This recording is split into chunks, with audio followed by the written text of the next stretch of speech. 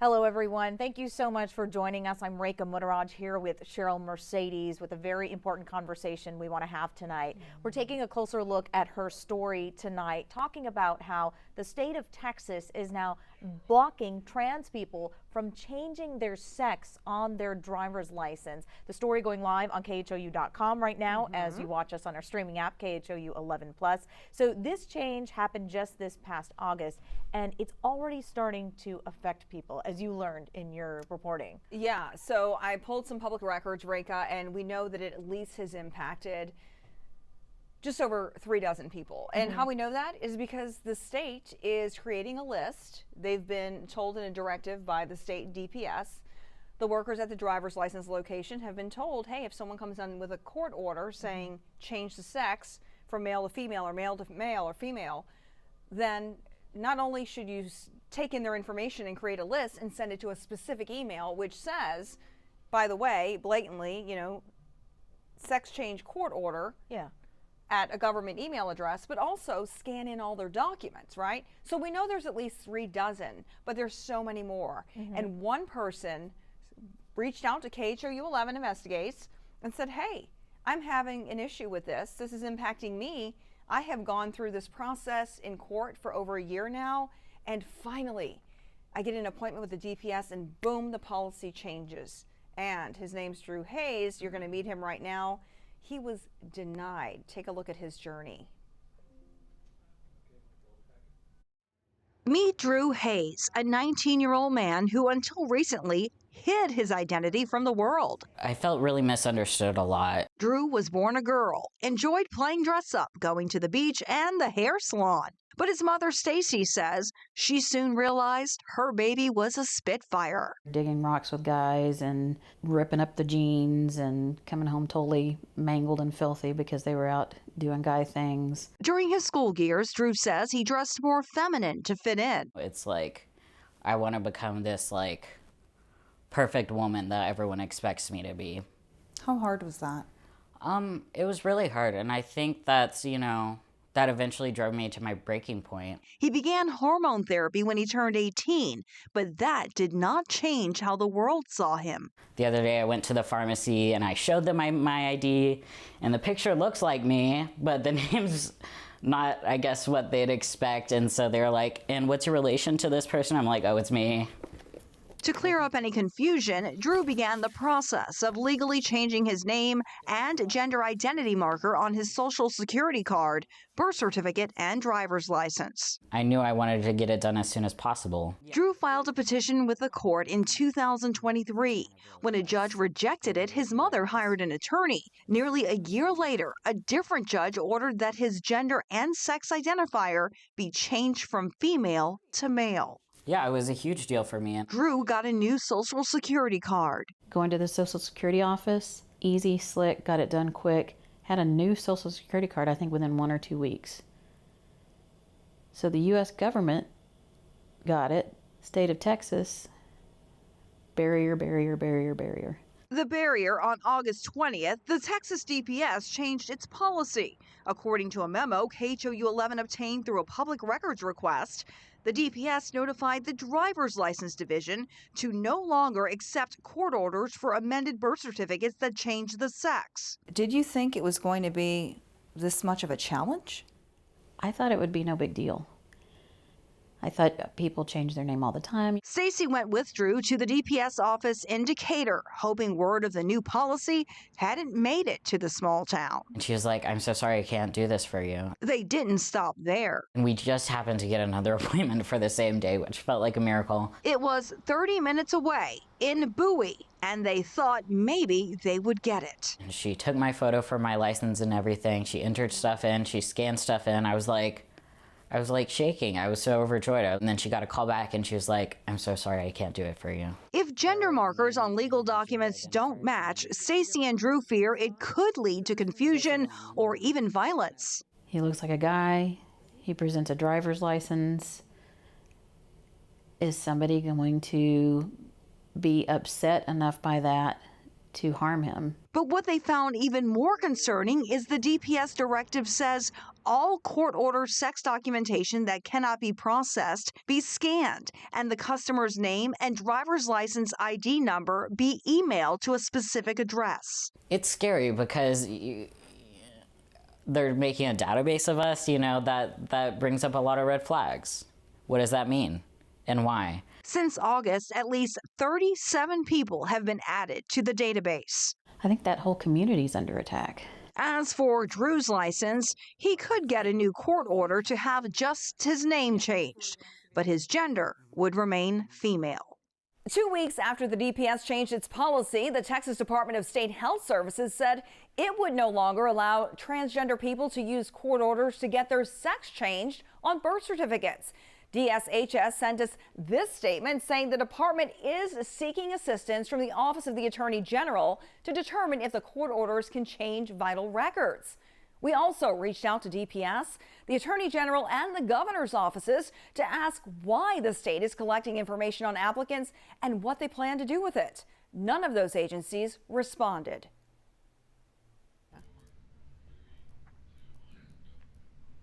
Okay, Cheryl, there's so much to unpack in your story, so many different issues. One of the things that stood out to me was the U.S. government said it was okay. He got his new Social Security card within 2 weeks, I believe is what you said. But the holdup was with Texas DPS and those hurdles. Tell me a little bit more about what led up to those hurdles and why they issued this rule essentially just a few weeks ago. You know, that's a great question, Rayka, and I did reach out to Texas DPS to ask why, you know, and they said, well, we want the Attorney General's office to review this, right? And we reached out to the Attorney General's office. Hey, Ken Paxton's office, why is this happening, you know? And the trail of non-response started. So we did not get any responses as to why. Now, there are some beliefs, as you'll see from the ACLU of Texas. I interviewed a policy attorney with them for a good 15 minutes, and he'll probably answer a lot of questions that you all have at home as well. He mentioned, you know, it's just a coincidence maybe, I don't know, that it's during the political season. There are other states who have done similar things, and he mentions that in the interview. But one of the things that he says to me that really stuck was, I'm an attorney. If I disobeyed a court order, I would lose my license. Yeah, absolutely. You know, and there's been some cases he pointed out in other states where, you know, because you just blatantly ignored a court order, you can be held in contempt, and some other states were, and they were sued. So it'll be interesting to see what happens in Texas. But yeah, this is a state thing. Yeah, and that's the interesting thing that you brought up, that there is very quite possibly a political angle to this, because there's so many folks who have been able to change their gender on their ID, on their driver's license. All of a sudden, this seemed to come out of nowhere, this change. So I think folks are having a hard time pinpointing that. In all of your research and your investigation and your reporting, were you able to find sort of a trail, or some sort of like way to pin it back to something else, pinpoint it to a certain event or certain reason? Well, not at this point. Now, look, I looked at the records the last few years on all the people who have changed. There's like hundreds of pages.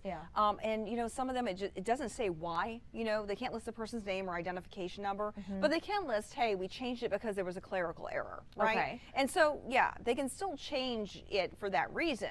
But if it's because of a court order, if someone comes in with a court order saying a judge said do it, I have proven myself in court, then the answer is no. Sorry, can't help you out. So only if it's a clerical error. So that, you know, it's the weight here, the balance is it feels off, you know. I think a lot of folks watching who may not understand this would say, well, you can live, you can be transgender, you can live with the pronouns and as the person you choose to be, but what does it matter if it's on your driver's license? And I think when we heard from Drew, he did talk about the larger social implications of this. What if I get pulled over? What if they look at my driver's license and they see clearly that I'm marked as female, but I identify as male? Can I get in trouble? Will I be arrested? Will I be thrown in jail because I'm trying to misrepresent myself? There are larger social and legal issues as well. And at this point, Rayka, it's election season. How do you go vote when your documentation does not match up?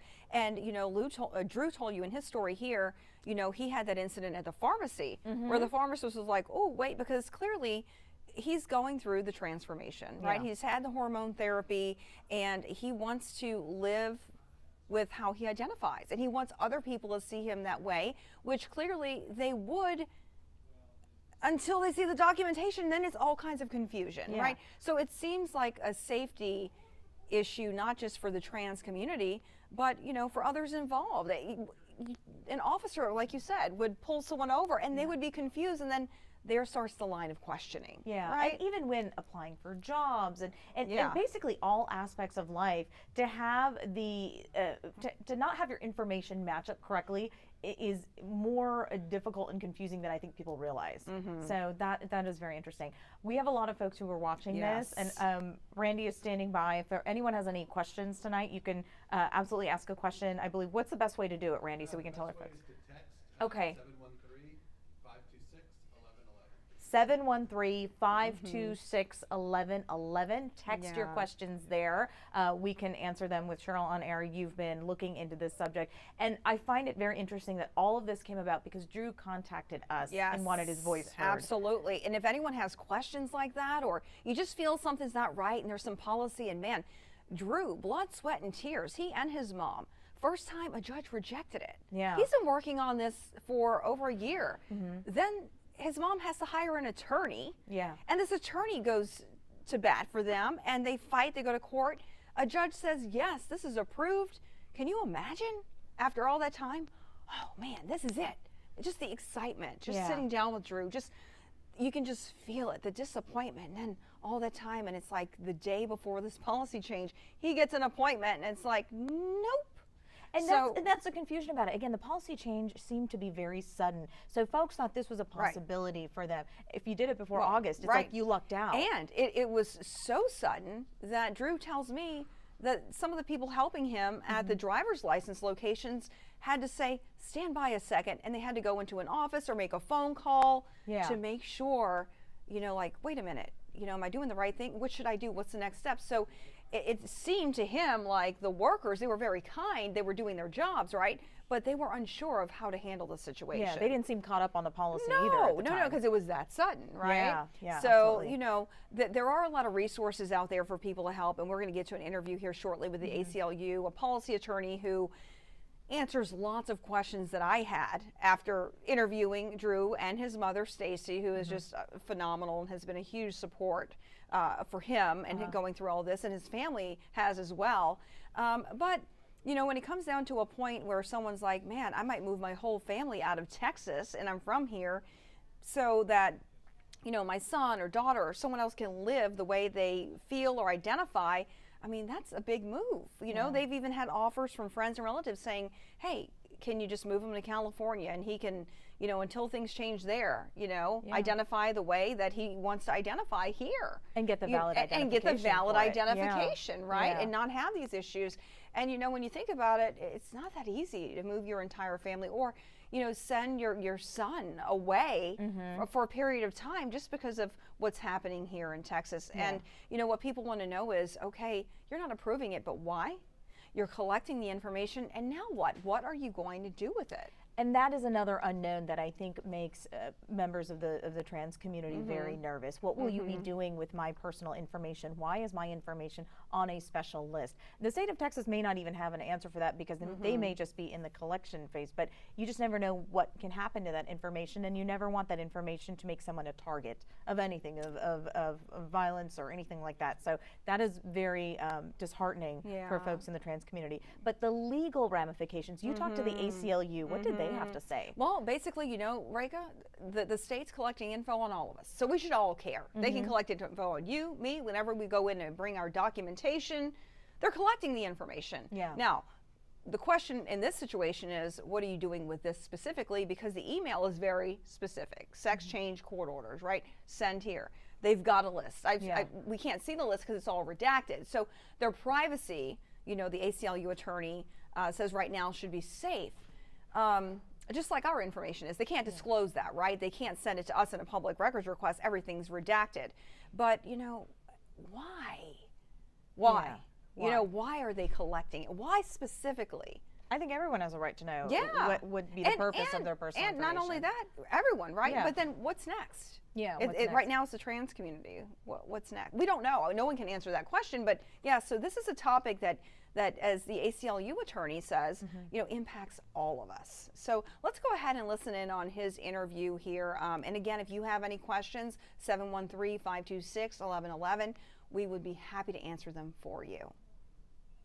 How familiar are you with the Texas DPS's new policy regarding not accepting court orders for sex change identification on driver's licenses and IDs? We have been following it since we first found out about it on August 20th, and even before then, we have worked with Lambda Legal, the Transgender Legal Aid Clinic of Texas, and other nonprofits, helping people update their names and gender markers in Texas, and kind of navigating the current political climate with the governmental restrictions and the continuous targeting of transgender Texans. What was your initial reaction when you saw that policy? It was surprising to see a government agency ordering its employees to defy court orders. It's something that we haven't seen this exact type of tactic, but unfortunately it's part of a continuing pattern where we've seen especially the Attorney General in Texas and other state agencies weaponizing their authority under our Texas Constitution and laws to really target transgender Texans. A couple years ago, we saw the Texas Department of Family Protective Services be ordered by the governor based on an Attorney General opinion to go after families for providing trans youth with medically necessary health care and even starting to investigate those families. Thankfully, that unlawful agency action has now been blocked by multiple court orders and ongoing lawsuits. So it's not the first time that Texas agencies have been politicized or weaponized against trans Texans, but it still was surprising to see it happen overnight.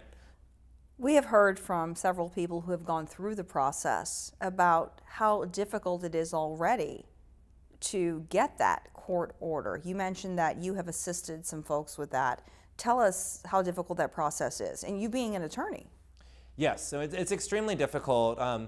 Thankfully, other states and now parts of the federal government allow people to update their documents with self-attestation.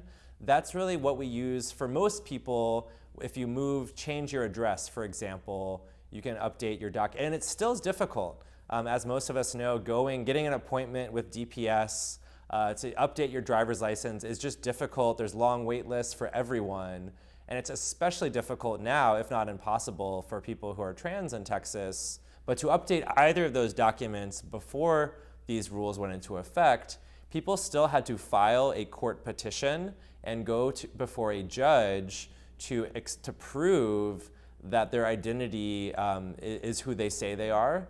And they usually had to have some kind of supporting evidence, and only if the judge approves, and it's not free, you'd have to pay the court filing fee. Often you have to wait several months. So it's not like someone's just changing their identity on a whim or even could possibly do that. This is a very long and thought out process, and there were many hurdles in place before this, but now it's essentially impossible for people to get an accurate driver's license or birth certificate in this moment, even with a court order. We know now through a public records request that there was an internal memo that went to operators, workers at DMV locations who are employed by the Texas Department of Public Safety to no longer accept the court orders. How did you hear about the new policy? I think we heard it, as the news was breaking, that there started on social media and going around that email had been shared, that there was a document that went out to all the DPS employees. We too submitted public records requests trying to get more information, and we're still actively investigating what's happening. Particularly concerning in that email was the instruction to all DPS employees to scan people's documents and to retain information, anyone who attempts to update their gender marker. We saw a couple years ago that Ken Paxton's office had asked DPS for data on the number of people who update gender markers. At that time, DPS seemed to not have that precise data that they were looking for, but it's particularly concerning that we imagine that the data that they're seeking is for political purposes, whether it's bringing it to the legislature or using it for political campaigning. We know right now, unfortunately, this election cycle, this is a political issue, that the continuing kind of rollback of the rights of trans Texans in particular. Is what the Texas DPS doing illegal? Yes, as far as we can tell, there's no legal authority that they have for ignoring valid court orders. What about the fact that they are building a database of individuals who apply through a court order? We're still gathering more information on what they're doing exactly and why they're doing it. As I mentioned, DPS does normally collect a lot of data for valid and legal purposes. Here, there's no valid legal purpose that we're aware of for why they would be keeping this data. It's very clear legally that they cannot disclose or use this data. It's not clear yet whether it's illegal just to collect it. So the fact that they're collecting the data is not what is concerning as far as the legality. It's the why and what comes next. That's right. What could the Texas DPS do to ease everyone's fears on this? I think, one, they need to be a lot more transparent. So even in the statement that they sent to media right after they made the change, they said that they were undergoing a review process with the Office of the Attorney General, that they had concerns about the validity of the state court orders they were receiving. And those state court orders, what they say is they say every state agency must correct someone's gender or sex. And it's a command to these state agencies. And that happens for a number of reasons. It happens for people who are transgender to be able to update their gender marker to reflect who they are. But people also sometimes have a typo or an error on their birth certificate. Many people are also born intersex. And so there's a whole array of reasons that someone might have to update their gender marker or sex. But that's why you go to the judge and you explain to the court what is your true identity or sex, and the court makes that determination. And then you take the court order, whether you're going to your school, your workplace, to DPS, to the DSHS for your birth certificate, and then those agencies are tasked with updating those documents. We know now that that's what they are doing. What is the concern as far as what they can do next if they've done this? Yeah, it is very concerning. We know the legislative session is coming up, and we know that there's a number of lawsuits happening in other states right now too.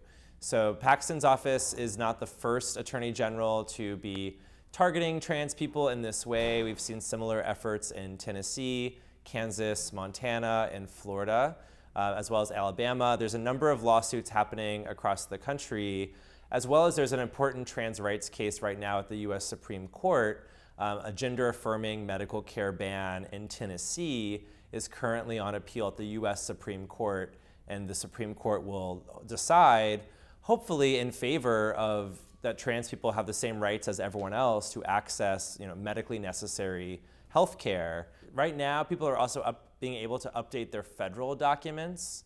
So that's something that the federal government is allowing people to update their passports and social security cards, which are very helpful. But it creates a real problem when people have a mismatch of their documents. And especially to be able to drive in Texas, which the vast majority of people here have to do, you have to have a valid license. And that is considered one of the most important documents. People often use it to vote in this upcoming election. So we would probably see some effect from this new rule, even if it's not a huge number of people. Anyone who is denied or even hindered their ability to vote because of this, that is a violation of that person's constitutional rights and their ability to engage in our democracy. It creates a roadblock because whenever your gender doesn't match, it puts you at risk, and it's especially a safety risk.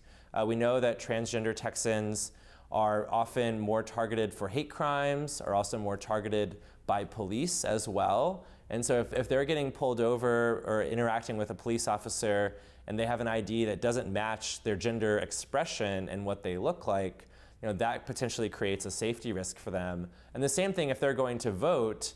And even though the election worker is required to take their ID and accept it as long as their name is substantially similar, it creates an avenue for discrimination, for bigotry, if their gender marker does not match their gender expression.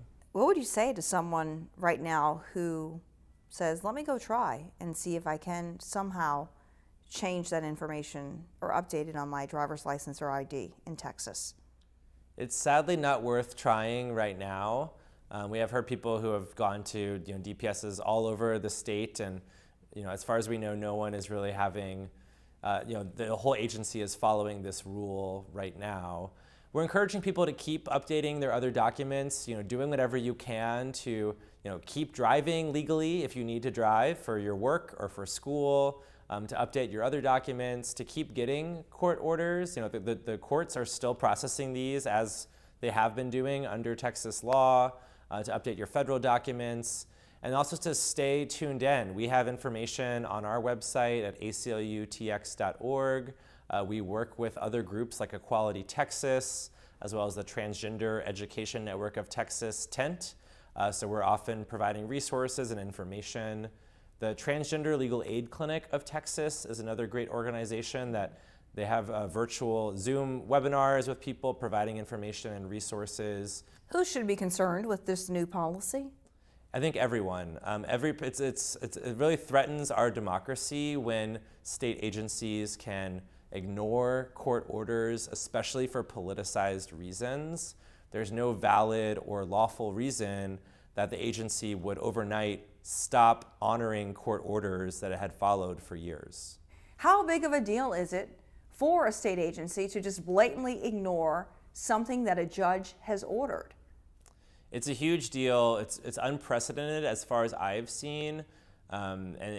Agencies, the only example I've seen is that the Texas Department of Family Protective Services, DFPS, has been sued in another case as well for unconstitutional violations in how they handle the foster care system.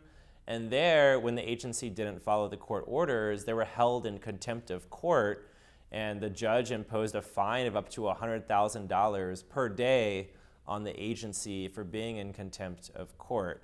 That hasn't happened yet on this issue, but there's always that threat. So what is the ACLU going to do to help the transgender community? Are you all seeking legal action against the state? Right now, everything is still on the table. So we're actively exploring our options for legal actions. We have information and resources on our website, as well as through other partners' websites, and we're kind of actively monitoring and looking at what our options are. What is the hope? I think there is a lot. I'm very hopeful long term. We work a lot with trans youth in particular. For years, we've worked with trans and non-binary young people in schools in Texas, and we've seen even in very small towns that people are living openly as their true and authentic selves and living their lives being who they are. And the world is changing, and I think more and more people coming out, being who they are, being open. We've seen, unfortunately, some of our state leaders, and mostly adults, who are not fully supportive of LGBTQ young people living their lives. But I think they're increasingly in the minority. Unfortunately, things might get a little bit worse before they get better.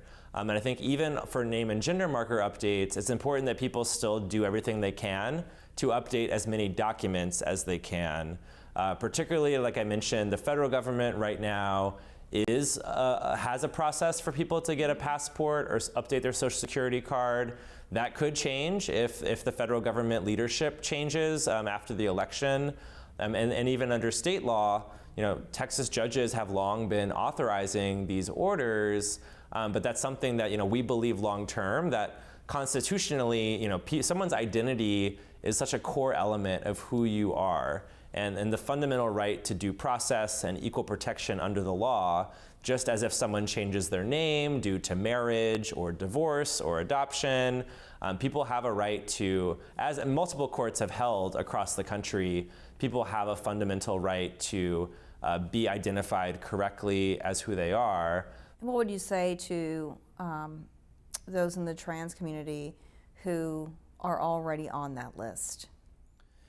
As we mentioned, the agency really has no lawful authority. They're not allowed to disclose any of that information. So I think for now, people can sit tight. They should definitely reach out to us through our legal intake and our website at aclutx.org if they have any questions or if they want to let us know that they've been, that this has affected them personally. But as far as we know and what we can tell from our public information records, the agency is not doing anything or disclosing that information, and they're not allowed to. But it still is incredibly scary, and I feel very sorry that people are stuck on that list, that their data is being collected by the government, and that's something that should horrify many of us in Texas, because a lot of these politicians talk about limited government, how the government shouldn't be controlling people's lives or making things so difficult for us with bureaucratic red tape. And this is really the pinnacle of that.